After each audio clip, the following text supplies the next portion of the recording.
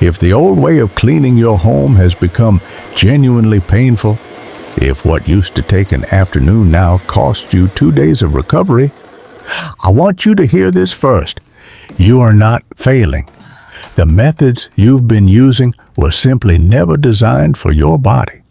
Today, we are changing that design. 10 hacks built specifically around protecting your joints and your energy that work with you instead of demanding something from you. And stay with me, because around hack 6, I'm going to tell you why putting dish soap in your toilet tank might be the best thing you do for your wrists all year. It sounds strange. It works. Before the first hack, one thing worth saying clearly. Almost every standard cleaning routine out there was built for someone in their 30s or early 40s. Full grip strength, no inflammation, no fatigue, unlimited energy. Every product, every technique, every quick, clean video you've ever seen was designed with that person in mind. If you're dealing with arthritis, a bad back, fibromyalgia, trouble getting around, or the very real physical changes that come with getting older, those methods were never made for you. Not designed with your mornings in mind, not built around what your body actually has to give on any given day. That is not a personal failure. That is a design problem. And what we're doing today is working around it. Every one of these hacks is about saving your joints and protecting your energy. None of them are magic, and I'll be straight with you about what each one realistically does and doesn't solve.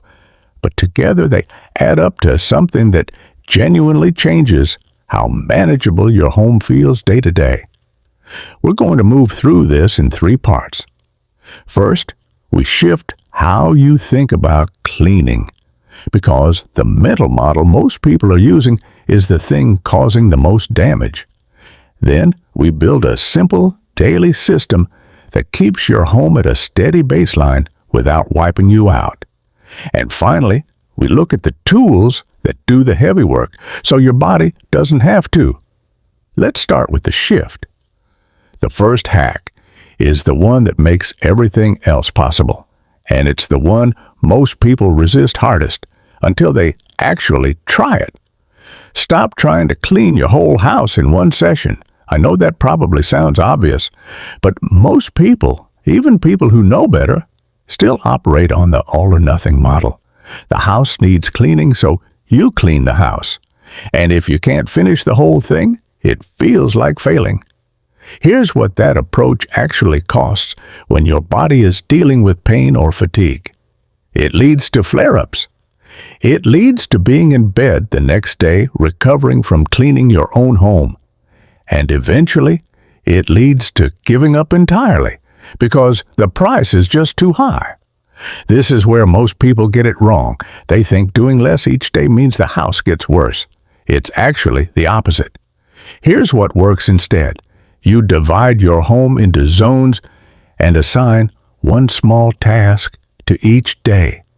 Not one room, one task. Monday, you dust the living room. Tuesday, you wipe the kitchen counters.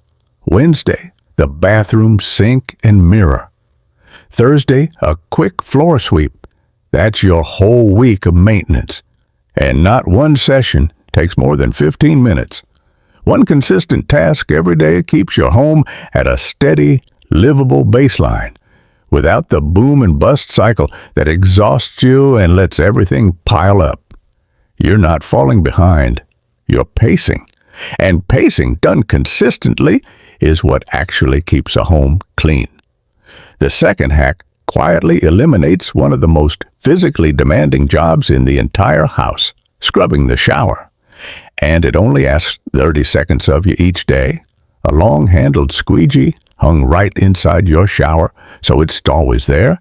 Takes about 30 seconds after each shower to pull water off the walls and glass before you step out. Here's why that matters. Soap scum, mildew, and hard water staining all require standing water to form. pull that water off before it has a chance to sit, and most of the buildup that forces scrubbing simply doesn't accumulate the way it used to. I want to be realistic. This doesn't eliminate shower cleaning completely. You'll still want to do a proper clean every few weeks, but the difference in how much effort that clean actually requires is significant. What used to demand hard scrubbing every single week becomes a much lighter job, much less often. For anyone with arthritis or limited hand strength, look for a squeegee with a wet, soft foam grip. You're not squeezing it, just guiding it. 30 seconds now versus 30 minutes of scrubbing later. That trade is worth making every time. Now this third one tends to get some resistance at first, and I understand why. But hear it out. Clean from a seated position. In parts of Europe and Japan, using a low stool or portable perch for household tasks is completely normal, not seen as a limitation, considered sensible. Why stand for 2 hours when you can sit, work just as effectively, and protect your energy for the rest of your day? In the U.S., there's an association between sitting while working and giving up or being unable. I want you to set that aside because it has been quietly costing you real physical pain. A lightweight folding stool, something under 5 pounds you can carry room to room, changes the entire experience. You can wipe counters while seated, fold laundry seated, wash dishes seated, work from a perch that takes the strain completely off your hips, knees, and lower back. When you're not spending energy simply holding yourself upright against gravity and pain, you work longer and you get more done, not less. The stool doesn't make you weaker. It makes the work sustainable enough to actually finish. Now that we've changed how you move through your home, let's talk about how to stop the mess before it even starts. Because the next 4 hacks build the daily system that keeps your home clean without you ever having to do a major clean again. The 4th hack requires almost nothing to set up, and it quietly does more for your home's cleanliness than almost any single change on this list. Place a small cleaning kit near every major surface in your home, a microfiber cloth and a small spray bottle. Just a little all-purpose cleaner diluted with water, one near the bathroom sink, one on the kitchen counter, one wherever you find yourself standing regularly throughout the day. Here's the idea. You're already at those surfaces every single day. When you're at the bathroom mirror, brushing your teeth anyway, a 10-second wipe of the vanity costs you nothing. When the kettle is heating in the morning, a quick pass of the counters takes 15 seconds. Surfaces never get a chance to accumulate because they're being lightly maintained every time you happen to be there anyway. Now, here's the part that actually makes this work. This isn't about adding tasks to your day. It's about folding maintenance into what you're already doing. No separate cleaning trip. No hauling supplies across the house. Everything is already there, already waiting. That's the difference between a habit that sticks and one that stays a good intention. The 5th hack addresses something most cleaning advice completely ignores: the fact that traditional mopping is genuinely risky for a lot of people. Think about what a standard mop actually requires. Fill a heavy bucket with water. Carry it across the house without losing your balance. Mop back and forth, then wring, which demands real grip and wrist strength. Carry the bucket back. For anyone dealing with hand pain, shoulder weakness, or any balance concerns, that sequence isn't just inconvenient. It's a fall waiting to happen. The flat microfiber mop solves every part of that. No bucket, no wringing. The pad snapped on and off so your hands never touch the wet surface. Many models have a small spray trigger built into the handle. You press it with your thumb, and the solution mists right in front of you as you go. Look for a telescoping handle so you're always upright, never leaning or bending. These are widely available at hardware and home stores now, and prices have come down significantly. This isn't a specialty product. It's just the smarter version of something you were already going to have to deal with. Now, here's the hack I mentioned at the beginning. And I know it sounds unusual, but stay with me, because once you understand why it works, it makes complete sense. Put 1 tablespoon of regular liquid dish soap, the plain blue kind, directly into your toilet tank. The tank at the back, not the bowl. Every time you flush, a very small amount of that soap circulates through the bowl and breaks down the residue and mineral deposits before they have a chance to build into the staining and buildup that requires scrubbing. A few things worth knowing before you try this. First, it works best as ongoing prevention, not as a fix for a toilet that already has heavy staining. Start with a clean bowl. Second, use plain liquid dish soap. Avoid anything with bleach, strong dye, or fragrance, as those can affect the rubber components inside the tank over time. Plain dish soap is safe. The result is that a toilet that used to need thorough scrubbing every week may only need a light clean once a month. You're not eliminating toilet cleaning completely, but you're dramatically reducing how often it demands real bending down, scrubbing effort. For your wrists, your back, and your knees, that reduction is meaningful. The 7th hack is one of the simplest changes on this entire list, and it cuts cleaning effort in half without buying a single thing or changing your routine in any significant way. When most people go to clean a surface, they spray it and immediately start scrubbing. That's working harder than the chemistry requires. Cleaning sprays need time to work. The active ingredients need 5 to 10 minutes of contact with the surface before they've actually broken down the grease, bacteria, and buildup sitting there. When you spray and immediately start scrubbing, you're doing the work the product was formulated to do for you. The new approach is this.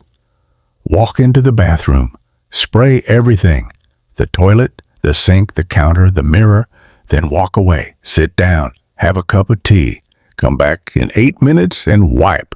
Almost no scrubbing. The surfaces come clean with a light pass because you gave the chemistry the time it needed. For anyone whose arms, hands, or shoulders are affected by pain, this change alone can cut the physical effort of bathroom cleaning nearly in half. It costs nothing. It just requires patience. And patience is something we can all afford. Now, we've built the system. Let's talk about the tools that take the heaviest remaining work completely off your plate. I know some of these hacks have sounded almost too simple to make a real difference, but this next one is the one people push back on the most, right up until they actually see it working in their own home: robot vacuums. They get dismissed constantly as a gadget for people who just don't feel like vacuuming.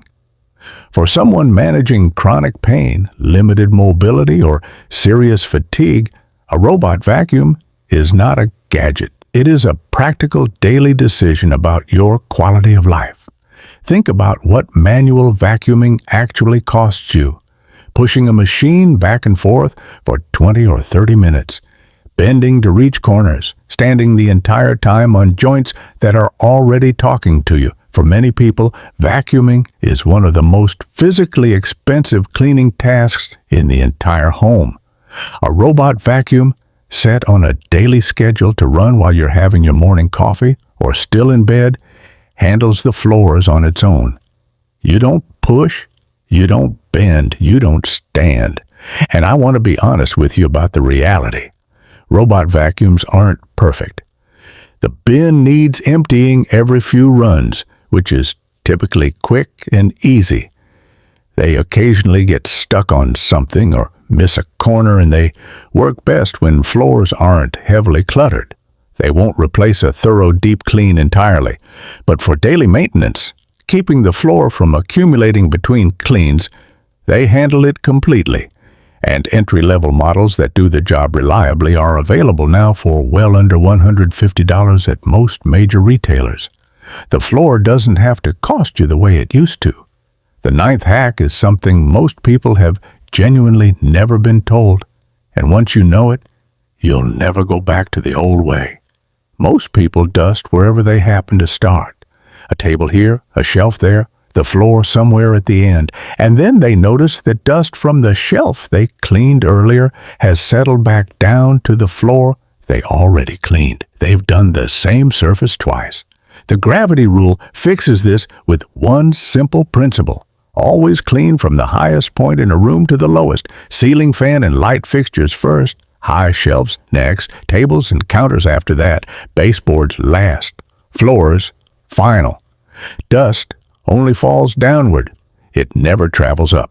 So if you follow gravity top to bottom every time, everything you clean stays clean because there's nothing left above it to resettle. Pair this with an extendable duster that reaches ceiling height without stretching overhead and gets baseboards without bending low. And you've made dusting both physically lighter and significantly more efficient at the same time. Clean it once, move on. That's all this asks. The 10th hack isn't a product or a physical technique. It's the piece that makes everything else on this list actually hold together over time. Most people clean whenever the house looks like it needs it, whenever guilt tells them to, whenever a free moment opens up. And that usually means cleaning when they're already tired, already at a low point in their energy, already running close to empty. And then they pay for it the rest of the day. Here's something worth paying attention to. Most people, especially those managing chronic conditions or fatigue, have a fairly consistent window during the day when they're genuinely at their best, not their worst, not just average, their actual daily peak. For many people, it's mid-morning, somewhere between 9 and 11. For others, it's early afternoon. It varies from person to person, but the pattern is usually consistent once you start noticing it. Here's how to find yours. For the next 3 or 4 days, just pay attention. When do you feel most clear? When does the pain tend to sit lower? When does your energy feel most available? You don't need to track anything formally. Most people notice a pattern within a few days just by paying attention. Once you know your window, protect it. Do all your cleaning, even just 15 minutes of it, inside that window. Not when the house looks bad, not when obligation tells you to, during your window. A task that feels genuinely overwhelming at the end of a depleted afternoon often feels manageable during your peak. Not effortless, manageable. And manageable is what you're actually looking for here. This isn't about pushing through.